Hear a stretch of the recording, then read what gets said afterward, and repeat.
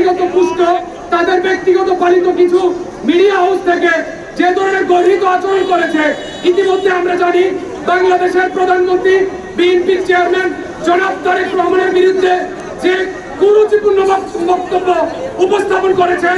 এই 6 সংসদীয় আসনের বিগত দিনের অবৈধ ডামি, অবৈধ যে সাংসদ, সেই খুনিভার যেই ধরনের অধ্যাত্মপূর্ণ আচরণ করেছে, কুমিল্লা মহানগর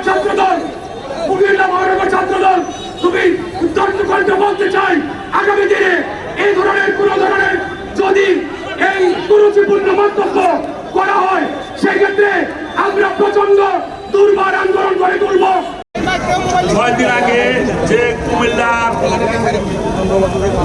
খুনিবাহার নামে খ্যাত অবৈধ সাবেক সরকারের অবৈধ এমপি খুনিবাহারের আজ পলাতক, যে উনি যে কুচুক্তির কথা বলেছেন আমাদের নেতা সম্পর্কে, আমাদের চেয়ারম্যান সম্পর্কে, তার প্রধানমন্ত্রী সম্পর্কে, তার প্রতিবাদ বিক্ষোভ মিছিল ও সমাবেশ, এই সমাবেশ নিয়ে জানিয়ে দিতে চাচ্ছি, এখানে উনি যতদিন বাস করেছে আওয়ামী লীগও ওনার হাতে নির্যাতিত হয়েছে। দেখি আপনার কতটুক সাহস আছে।